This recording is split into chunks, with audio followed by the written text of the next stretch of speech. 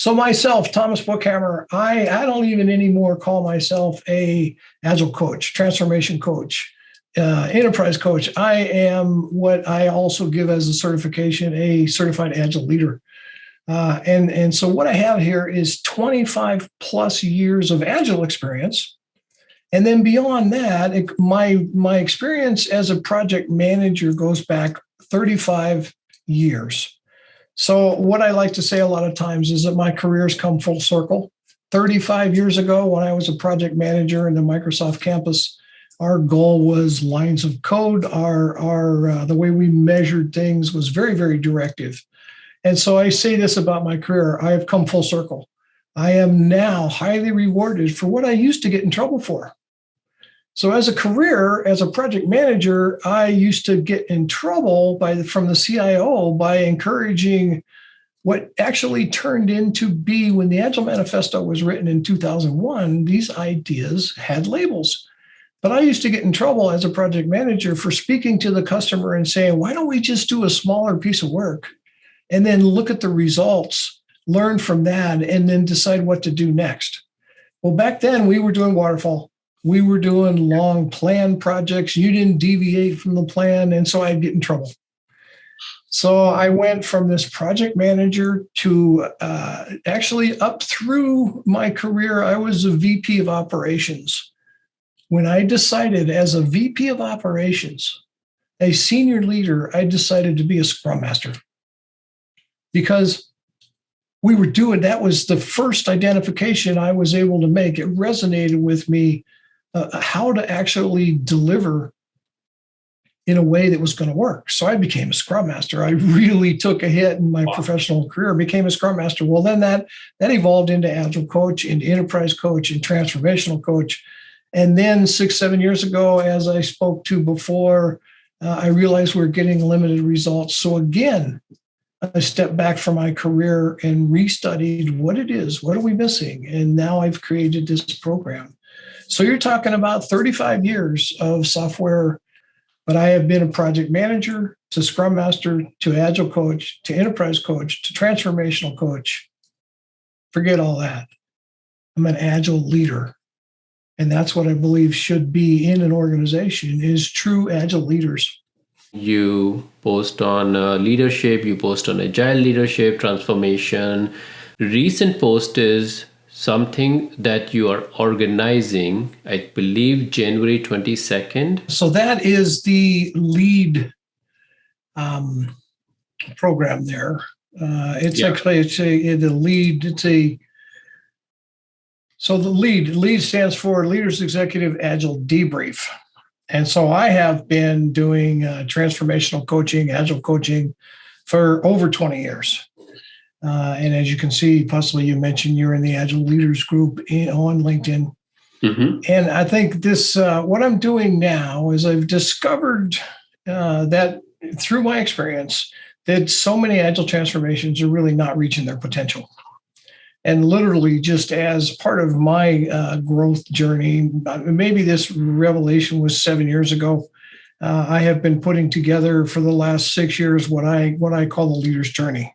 Mm-hmm. And this has led to a couple of products, being the Leader's Journey Agile program. And then within that, the equipping part of that is the Agile Leaders Mastermind and the Agile Bootcamp Mastermind. So those two are courses. And because they're masterminds, we do the course, and then that puts you into a year's coaching calls with me and with fellow Agile leaders, if you will, that are also in those masterminds, mm-hmm. to share their experiences. And so through that, we're gaining a lot of knowledge through live experience about what is keeping these Agile transformations from reaching their potential. Okay. One of the big realizations, and that starts with awareness. So the program actually goes from awareness to equipping to competency. And so the awareness part is the Leaders Executive Agile Debrief. So we get on the call. I do this once a month. It's a free call. Okay. This month, it's January 22nd. And that's always a Saturday. It's U.S. time, Texas time, so it's Central time. Central time. And that's 9 a.m. to 11 a.m. Central time. Who should join this monthly call? What type of role? What type of influence? I love it. That's a great question, and I thank you for that, because I mean the answer is anyone that's actually engaged or participating in an Agile transformation. Now, the bigger program transcends Agile. It's just an organization that needs a leadership cultural change. But this lead, yes. Okay. The lead I will ask you about that too. Okay. So, but let me answer to get this first one out. The lead is a Leaders Executive Agile Debrief. It's about an Agile organization. So my answer is anyone that is participating at any level. So I have lots of people, let's say Scrum Masters, say, well, I'm not a leader. Well, they're thinking about an organizational leader. But here's what I want to say. You have a team. We're all leaders, right? Yeah. If leadership is influence, you have influence in somebody's life. What you're doing every day is influential to someone. Now, it may be a good influence or a bad influence, but we're leading somebody.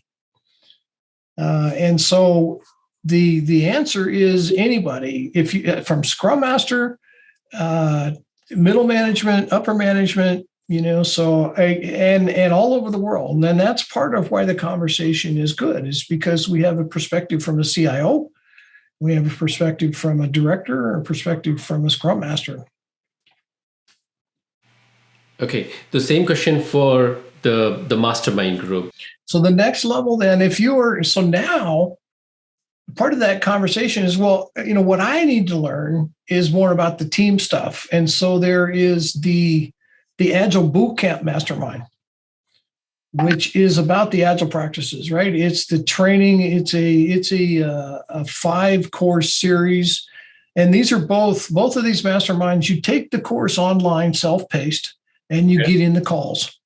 Okay.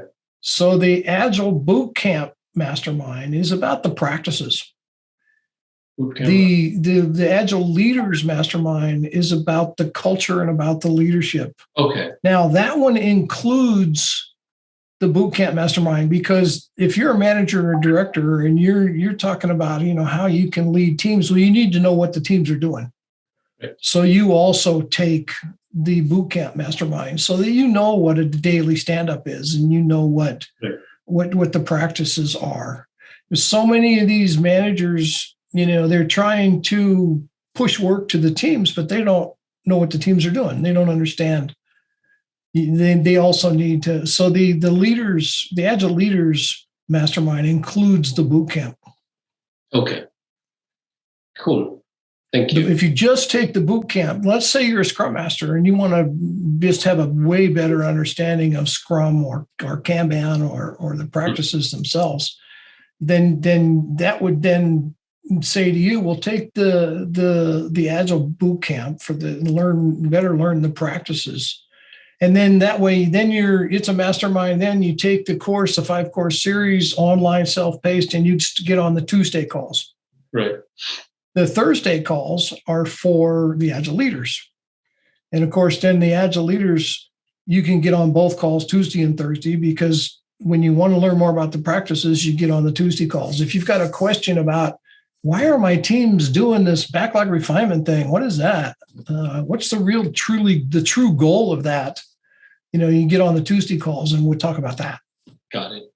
And would you like to share the prices of these program? With the caveat that prices are subject to change. And right now, what is this? January 13, 2022. It's the cheapest that it's ever been, or probably ever will be, because as this grows, of course, then the perceived value grows. When you compare this, like getting on a call with coaches twice a week, what is that worth? Coaches are expensive, right? So you have this ongoing twice a week, bring your problems, we'll solve them together. That's amazing. The Agile Leaders Mastermind right now is $2,400. For a year. for the whole year, right? And you get with that, you're getting the online Agile Leaders course. So if you go to leadersfactor.com, it'll get you started on this. You can look at the course curriculum. We go through communication awareness. We go through what is really Agile leadership. There's a lot of great chapters in that course. It's a very, very powerful course. So you get that course plus your Thursday call. As a bonus for that $2,400, you're also right now getting the Agile Bootcamp Mastermind, which is a 5-course series around the practices and the Tuesday call. So you're getting both masterminds and the Tuesday and twice weekly calls. Right, with coaches. For $2,400. Now, if you just want to take the Agile Bootcamp Mastermind and really learn about the practices and get on the Tuesday calls for a year, that's $1,400 if you buy that separately. Thank you. Thank you for sharing that information. One of the things I really treasure, I really enjoy and cherish about this program is that on these weekly calls and in the community are people from all over the world. And it just amazes me how we have the same issues going on in organizations in Egypt, in Europe, and the United States. I mean, we're all dealing with the same thing, and it's an evolution from what I call it. This part of this journey is what I call the evolution from an autocratic management culture of authority to a leadership culture of influence and innovation. Now, think about that. Autocratic management culture of authority. That's a lot of our organizations now, right? We're doing top down. We're working from authority. We're doing kind of level 1 leadership, which is positional leadership. In other words, I have a title. I'm the boss. So you listen to me because I'm the boss. Okay. It's authority driven. It's directive. It's do what you're told. And that is not conducive as a culture to an innovative Agile organization where we're asking people to be innovative. So that means we have to stop and listen to them, listen to their ideas. We need a less directive, a less process-driven culture. And this is the first issue that we come up with. The first constraint to a successful Agile organization is this directive culture. Because it is, we're teaching the teams to, as Agile practices, we're teaching the teams in Scrum and Kanban to pull in the highest value work, yet above that in the middle tier of the organization, the work is being driven by a lot of different agenda bias, directive. This is the mentality that's pushing the work, right? It's the work, 1, that's got the budget. It's the work, 2, that has the political or agenda-driven bias.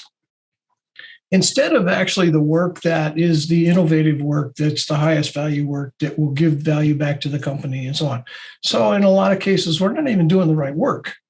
So we start to put constraints on the team's ability to actually fulfill the desire and the potential of the Agile practices. As a coach, I've been listening to Agile transformation conversations, both at the middle level and the top tier of the organization. And at best, those conversations are about the practices. They're about process. They're about how we get work done. They're about Kanban, as you call it, and Scrum, and so on. So that's what I mean by the practices. That's kind of a process level. What I'm doing is transcending into an Agile organization, not just a transformation. So a cultural evolution from this authority type directive culture where the managers and the directors are more engaged, if you will, as an organizational change as opposed to a process change led by external coaches. I think that's one of the issues. And what we're touching on here is we have 5 key things that we're going to talk about in this debrief. Okay. And so that's why, I continue to be excited about you coming to this debrief. This is a conversation where I just lead the debrief, if you will. I facilitate the conversation between yourself and other organization leaders, managers, and directors, hopefully some top tier, middle tier, and even the team level, where we get an opinion from everybody that says, are we a transformation or are we an organization? Are we directive or are we connective? Are we, just working with process or are we working with people? Are we? So that's what the conversation is about. One of the parts of that conversation that I really enjoy is this outsourcing versus ownership, because there's a cultural part of most of these transformations. It's being led by outsourced coaches, right? Those coaches come in. If I'm a manager, I'm a director. I often, a lot of times, I stand and I say, in a leadership group and say, who owns the transformation? And most of the time, the truth is, the people there, managers, directors, VPs, they think the coaches own the transformation, and so that tells me immediately that they're not as engaged, right? They're not, and when they're not engaged, then they're not responsible, and so they're not really taking ownership. And so what part of this transformation that I'm talking about in this program is transcending from this outsourcing of coaches to an internal ownership of an organizational change. See the difference between an outsourced transformation of process and an organizational ownership of organizational change. There's two very different things. And the last 5 years, I've put together this program that goes from awareness, which is the lead. That debrief is the awareness part. The Leaders Executive Agile Debrief is the awareness part. After that, those that have a new awareness at the end of that exercise, end of that debrief, then there is the mastermind for the Agile leader. See, what I want to create isn't Agile coaches, transformation coaches, enterprise coaches that are external. I want to create Agile leaders that are in your organization. Your managers and directors become equipped to lead an Agile organization instead of coaches that will come in and then go. Yeah. And I just finished a pilot with a Fortune 50 company. And I got with the CIO. They came to the lead, the executive debrief, loved those thoughts, and said, let's do this. So the program, there's a short program. We did this in 2 4-month blocks. So they took just 4 of their 2 managers and 2 directors and put them through the Agile Leaders Mastermind. So they got the equipping, they got the training, and they got to be on the weekly coaching calls. And so those 4 guys stood up one team. And this was the recommendation of the pilot program. Mm-hmm. They stood up one team, and they were the scrum master and the product owner, if you will. Those managers and those VPs. The VPs were at that middle tier, and they became the product owners. And so, in other words, they were able to guide the kind of the program level, the work that was coming to that team. Mm-hmm. They were able to guide that. The managers were able to break that down and give that to the team, and the team then created stories and so on. So nice. It was hugely successful to have those 4 now so-called certified Agile leaders instead of coaches. Yeah. And they created a team. Well, that was so successful, the CIO said, Drew, do that again. So they did, I think there was 4, they did 8 more managers and directors into the Agile Leaders Mastermind. They became certified Agile leaders, and they stood up 3 more teams. No, 4 more teams. No, I was right. 3 more teams, because we had a total of 4. They stood up 3 more teams. Well, again, so you ended up now with 14 internal certified Agile leaders, right? If you think about that, then they had the same salary, but now they were leaders in the middle and upper tier. They were engaged with what the team was doing. And so it ended up being more of an organizational cultural change, as opposed to just if they had 14 external coaches doing this. Right. So coaches are like $200,000, $250,000 a year, 4 or 5 coaches for $1 million. Yep. So 5, they had 14. Now they have 14 agile leaders at the same salary they always had. So there is but no now they're change. equipped to lead the agile organization instead of this $3 million worth of coaches leading just an agile transformation, just changing the way they worked on. I tell you what, it's huge. It was huge. Not only did they save, $7 million, but they have internal engagement. So they moved from outsourcing coaches to an internal ownership. But more importantly, the culture changed, not just the practices. And it's huge. It's absolutely huge. You should create a case study on this. I am. It just finished. Working on it. It finished like between Thanksgiving and Christmas. And so, as you know, that's a difficult time to get anything done. And so the end of the year wrapped that up. And so I kind of have the outline published. But, and of course, I'm not going to go we're going to go speak to results in a case study, not too much of the detail about how it was done, because we obviously want you to get in the program. But that's the gist, is you get in this Agile Leaders Mastermind, you create with your managers and directors, you create this internal ownership with this mastermind program. Now and that's where the equipping is. And then I say there's competency, which is step 3 of the program. Competency is that you stay in the community and you have twice weekly phone calls. They're conference calls like this with me, and I continue to coach, as well as you have other agile leaders like yourself on the program. And so they're sharing their experience. Well, here's what's going on with me today. I had this problem. Well, you have X many other coaches on, or agile leaders on there. In other words, managers and directors that are going through the same thing.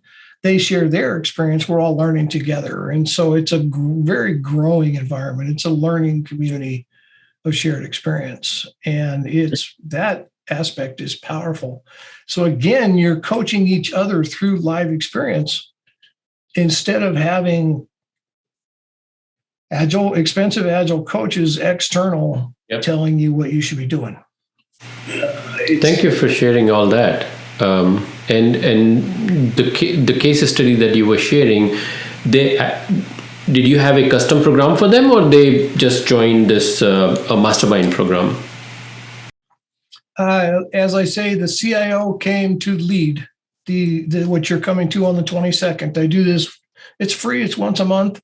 Okay. And so he heard these 5 reasons, 5 differences in leading in an agile organization and an agile transformation. He heard these 5 differences and said, boy, that resonated with him. So he engaged into the program. He engaged 2 directors, 2 managers into becoming agile leaders. Yeah. So step 1 is awareness. That's why I say the program goes from awareness. That's the debrief, the Leaders Executive Agile Debrief, to equipping. That's the masterminds. And then to competency, which means you gain competency, because as we know, training's not enough. You have to live it. And so you're in the community for a year. And so now his 14, directors and managers are in the community, and they're learning every week by getting on the calls and sharing their experience, which is a lot like having an internal coach in-house. Right. But instead, you get on the call and you have not just a coach, not just like me, you have other leaders that are sharing the same problems. And there's one big difference that I can feel and sense the way you're saying, that when you have the coaches, it's more like a push of the information, that they are coming here and then pushing information to you. Yep. In these type of session, it's more like a pulling of the information. Like, I'm here, give me information. This is the situation. And then what's the answer? What's the discussion around that? Absolutely right. I mean, and also the power of shared experience, right? It's just not me sharing my authority. This is the way to do it. The conversations are, well, I tried this and it worked, and I tried this and it didn't. I tried this and it worked better. What else could we do differently to achieve this goal? So those conversations are much more fulfilled with growth, as opposed to just somebody telling you what to do. And we're moving, which is the agile mindset, right? We're moving away from that authority driven. I get excited. I'm really passionate about this. I've been working on this for 6 years and finally found a formula. And we had, it's an exciting yet sad statement for a guy like me to say, I've been agile coaching transformations for 20 plus years. And I finally, after 20 years, I finally got one that actually worked. That's awesome. I mean, to take 20 years to have success is like, it's a sad statement. But, and right now we hear all over the world, everywhere, well, Capital One, so on. If anybody, actually listens to this recording and it is from Capital One, you can probably verify what I'm saying, but I'm not picking on Capital One. I'm just referencing to the statements I hear in our marketplace, being Agile marketplace, that so-and-so company is trying yet their fourth transformation or their fifth transformation or their sixth attempt to transform to an Agile. Jeez. And that's what got me. I started doing, just a little story, I started doing I got so frustrated back, like I say, 7 years ago with this limited results, if you will. I'd put a year and a half, 2 years into an organization and get limited results because the teams were doing great, but middle management was actually now hindering the teams, right? Keeping them from being as innovative as they could be. And the culture of the organization was hindering the teams. That's very frustrating. And that's, we put as coaches, we put a year and a half, 2 years into a company, and that's what you get. The teams are now being bottlenecked by the middle tier. That became so frustrating. I started giving a talk, and I started on a national tour. I started giving this talk called Culture versus Process. And I was speaking to this problem. This is 7 years ago. Afterwards, C-suite, VPs, managers, directors would all come and say, great awareness. What do we do? And so they're using an analytical mind, and they want to know what are the steps we can take to solve this? Well, of course, it's a cultural problem, so you can't solve it with steps. You really have to, you solve cultural issues with values. And so that's what we have, the 4 values of the leader's journey. And that's the top level of this program, the leader's journey, actually changing the culture. But it struck me, I didn't have an answer. I didn't have steps you take to change a culture. I didn't know the answer. So I literally took a year sabbatical from being a coach and really started to think into what's the problem? What is really at the root of this? Root cause analysis. What's going on? And I discovered it's culture, it's leadership. It's the leadership. It's a leadership issue, and the way we are leading this directive type, controlling, authority-driven leadership in a company, it hinders the agile practices from being successful. And so I, made a professional change to become better equipped as in leadership training, became a John Maxwell certified leadership coach. Oh, nice. And then combined that was 6 years ago. This was my answer to, that speaking tour where I didn't have the answer. Every time I gave that talk, it was like, what's the answer? I don't know. It was embarrassing. So I took a sabbatical and I figured it out. So you didn't do anything other than, you completely cut off for 1 year? I did. I took my savings and I studied for a year. Every day I was thinking into and creating practices that, so I have these techniques now that I've brought to this program called You Have a Voice, or 6 Steps of a Leader's Conversation. In other words, how do you have a conversation as a leader without influencing someone, letting and encouraging them to think into their own result? And it's actually hard to have a conversation to where you don't influence, but you allow and encourage people to think into their own results. So I created these different facilitation techniques, so I spent a year focused on this. The John Maxwell leadership certification is a lot of work, right? And so that's a good thing.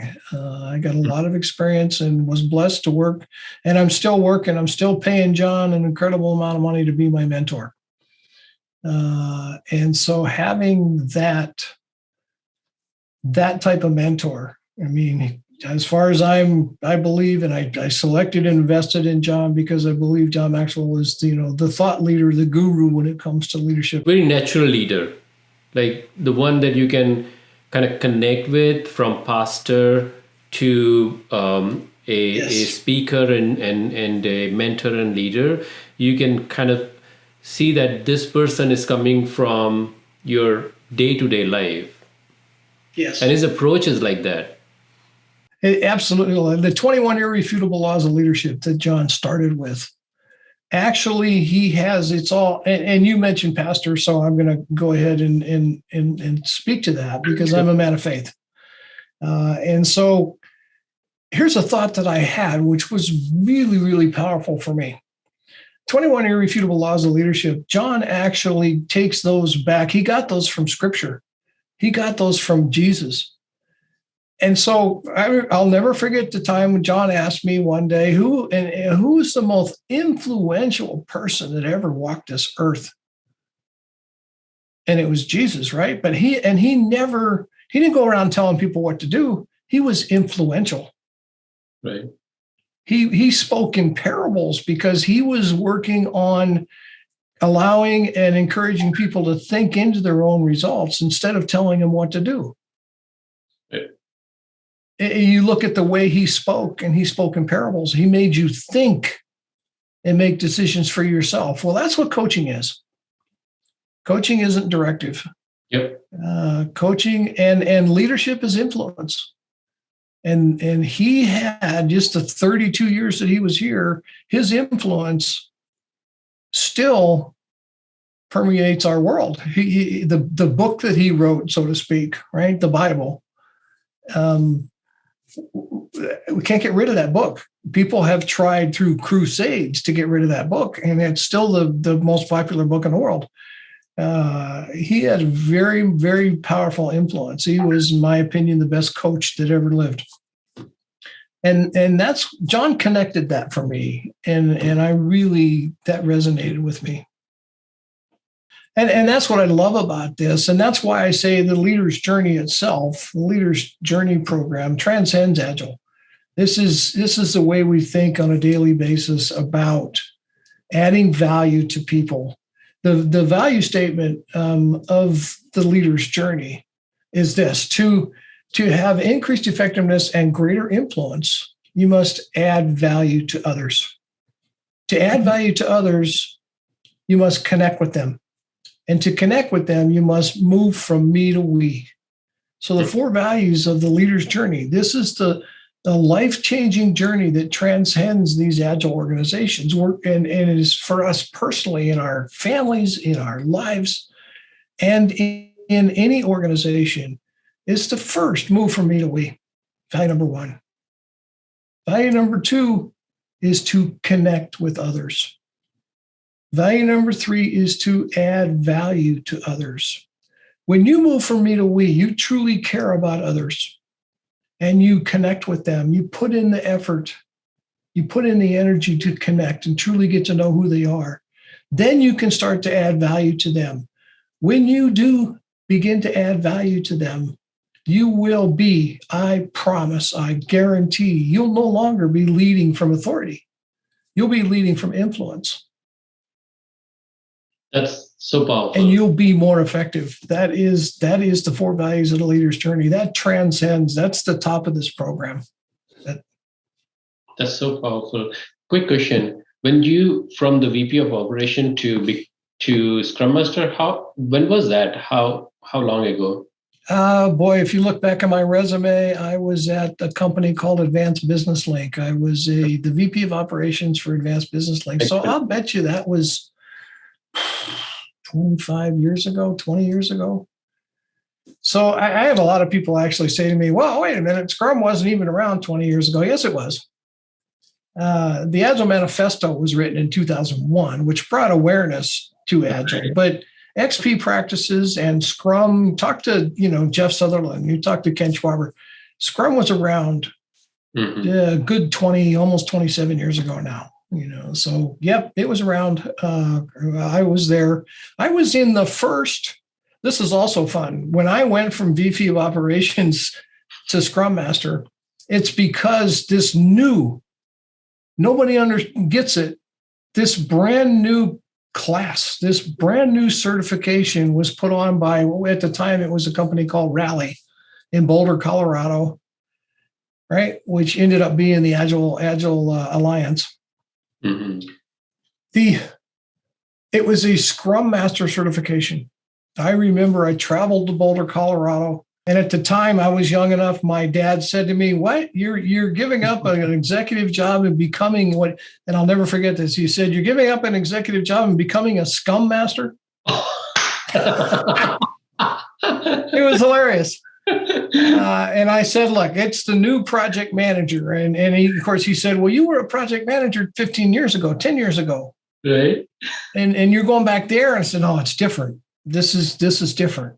This is a way, I'm a people person. This is a way to get work done with innovation and allowing people to think into what they're doing. I just had to do it. So I was in the first Scrum Master certification at Rally Dev 25 years ago, taught by Jean Tabeka, who has, God bless her, she's passed on at this point.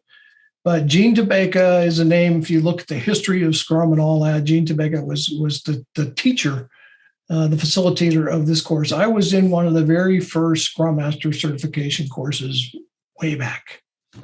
And it was a great transition. I've never regretted it because it wasn't about the money. It's about people, right? It's about what I now can label. I didn't have labels for these things, but it's about adding value to people.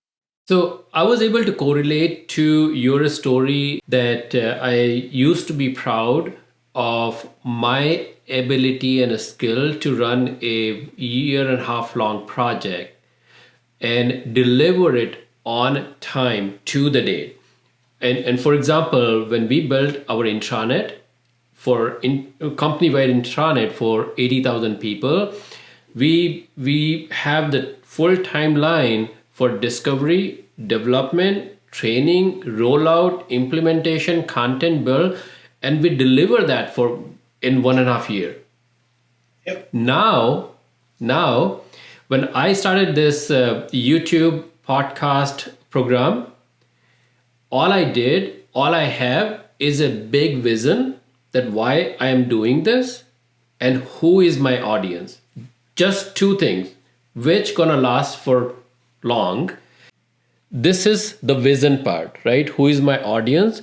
But when I'm trying to program what my goals are, I'm not thinking beyond first quarter. So I have plans for January, February, March, but I'm not thinking beyond that. Sure.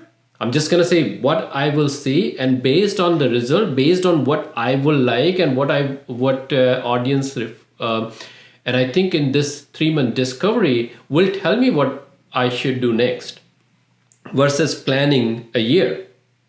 No, I love what you're doing is actually an agile mindset. What you're doing is iterative. So a lot of people think about, there's a big difference between what people think when they're iterating, they're actually doing incremental. So in other words, they've taken something and chopped it up into 5 pieces and it's incremental, but they're staying on the same plan.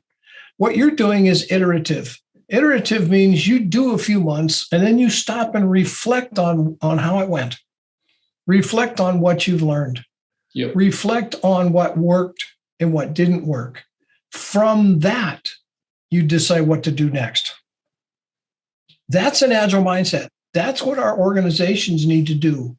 That's what if we get too far out, just like a Scrum team doesn't want to get sprint plans out more than like three sprints.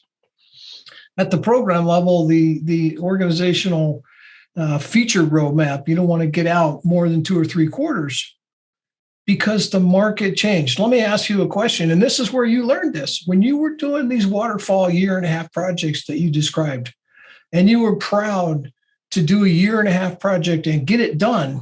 Yeah. The result that you got, was it truly what the customer needed at the time, or is it what they needed 1.5 years ago? Here's the big thing. I have to but a struggle for my internal end user, to use the product that we have just delivered. And we struggle that how many people are using and how many people are not aware that this awesome product is delivering to them all information at one place.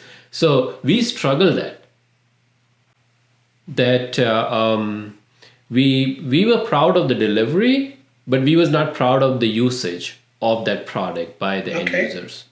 I mean, that's what was wrong with waterfall back in the day. And then when I say that time in my career, I used to get in trouble because I used to say, "Yay, we're celebrating." I mean, and I remember Microsoft, we used big celebrations on getting a product done.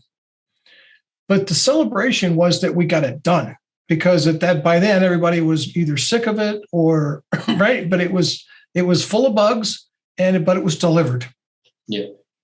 But we weren't celebrating that it was what the customer wanted, because the customer's market changed. Yeah. And we stuck to the plan by contract. And so what we delivered was no longer appropriate 18 months later because the market changed.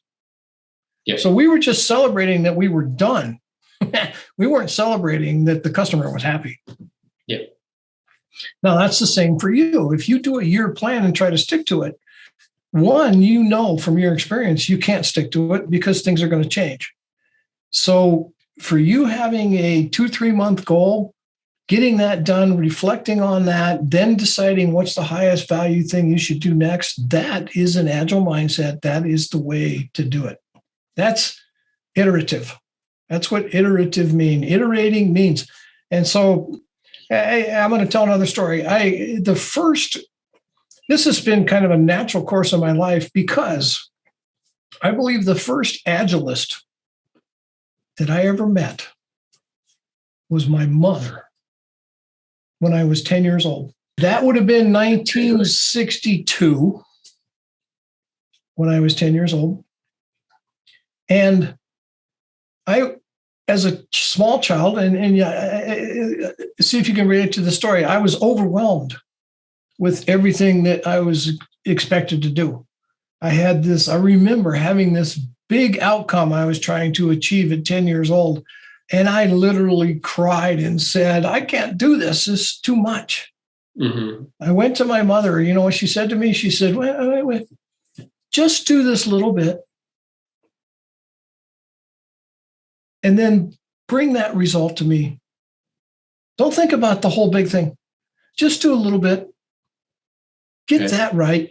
And then bring it to me, show it to me. And when you show me that, then we'll talk about what to do next. My mother literally said that to me. And that's agile. That's iterative delivery. She said, just do what's not overwhelming. Do the highest value thing. She said, just do this little bit and bring it to me, and we'll talk about what to do next. And it worked. We talked about what to do next. I did that. We talked about what to do next. I did that. And before I know it, the nickels added up to $1. Right? The whole thing was done. But if I thought about the whole big thing, I was overwhelmed. That's what she taught me, and that stuck with me. I made a career out of that. It makes sense. That's the agile mindset. So for you, that's my answer. You're doing the right thing. Few month plan, get those goals, those short-term obtainable goals, and then reflect That's what retrospectives are. Reflect on that. Get feedback. Get feedback from everybody. You say, X many people, frustration, not participating, then that's the thing to solve. Get them to participate, give you feedback. You need that feedback. That's how we grow. And that's where now that ties into a learning community, right? That ties into what we're doing in that community on those weekly calls is feedback. I tried this, it worked. I tried this, it didn't work. What else could I do? What could I do differently to get a different outcome? Those conversations are powerful. My interest truly is, and hopefully through this conversation, you've heard my heart. I'm not looking for those. I mean, you can tell those costs are actually pretty low, but that's the cost of doing business. See, I mean, the other part of having a price on these things is people do need to invest in themselves in order to take it seriously. I used to do way more stuff for free because my interest is adding value. But truth is, when you just give people stuff, they don't really invest. And so, but my heart is to add value to people. I am living the 4 values of the leader's journey. Meet a week, connect, add value. We just connected. Mm-hmm. I'd love to find ways to add value to you, and hopefully this will. And then we'll be growing together through influence, not through authority. And a disclaimer to whoever watching this video. This video is not a paid promotion. I didn't get money from anyone to create this video. I saw the post that it's a good program, so I was curious to know more, and I have a open conversation, and that's what I'm posting. I will join that 22nd January call because I feel it's good and it's going to add value to me, and I encourage everyone else to join that. Thank you very much. Thank you. And thank you all that are listening. I hope to see you there. It's every month. So if you go to that same link that I'm sure you'll provide, I will when the 22nd's over, the date will be up for the next one. So we go from 1 month and I do it every month. So if you do miss January, because it's in 9 days, then you can get in the February one.